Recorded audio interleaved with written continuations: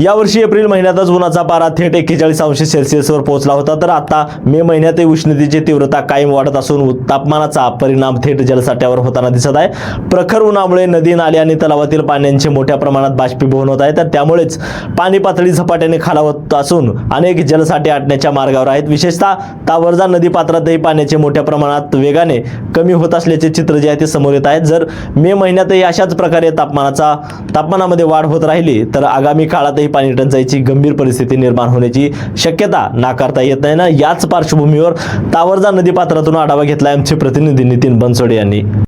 लातूर जिल्ह्यामध्ये गेल्या काही दिवसापासून जर पाहायला गेलं तर उन्हाचा पारा दिवसेंदिवस वाढतोय आणि या उन्हाच्या वाढलेल्या तापमानामुळे नदी नाल्यांमध्ये जे पाणी आहे ते बाष्पीभवनामुळे उडून जात आहे। आपण सध्या परिस्थिती पाहत आहोत। मी आहे तावरजा नदीच्या नदीपात्रामध्ये।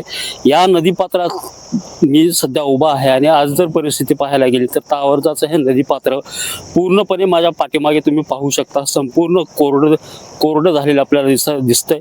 आणि गेल्या मे महिन्यामध्ये जर या नदीची परिस्थिती पाहिली असता तर गेल्या मे महिन्यामध्ये याच नदीपात्रामध्ये ही नदी जी आहे ती ओसंडून वाहत होती। गेल्या मे महिन्यामध्ये पडलेल्या अवकाळी पावसामुळे या नदीला अक्षरशः पूर आल्याचं चित्र या ठिकाणी निर्माण झालं होतं। मात्र पुन्हा एकदा मे 2026 मध्ये जर या नदीचं पात्र पाहायला गेलं तर संपूर्णतः हे पात्र कोरडं झालेलं पाहायला मिळतं आणि याचं कारण आहे वाढतं तापमान, वाढती उष्णता आणि उष्णतेमुळे होणारं पाण्याचं बाष्पीभवन।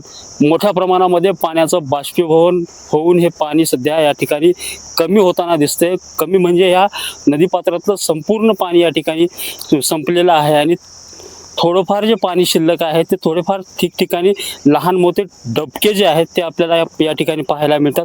मात्र ही सबंध नदी जर पाहायला गेली तर संपूर्ण कोरडी नदी झालेली आहे आणि अशाच पद्धतीने जर समजा या मे महिन्याच्या अखेरपर्यंत तापमान जर असंच राहिलं तर हेच नदीपात्र नाही तर लातूर जिल्ह्यातल्या सर्वच नद्यांचं पाणी हे बाष्पीभवनामुळे कमी होणार आहे आणि मे महिन्याच्या शेवटीपर्यंत पाणी टंचाईच्या झळा ज्या आहेत त्या लातूरकरांना पोहोचण्याची शक्यता या ठिकाणी निर्माण झालेली आहे। त्यामुळं येत्या जून महिन्यामध्ये जर वेळेवर पाऊस नाही पडला तर मात्र लातूर शहरासह जिल्हाभरामध्ये पाणी टंचाईचं संकट जे आहे ते ओढवण्याची भीती या ठिकाणी निर्माण झाली आहे। कॅमेरामॅन सुनील गवळीसह नितीन बनसोडे, एकमत डिजिटल, लातूर।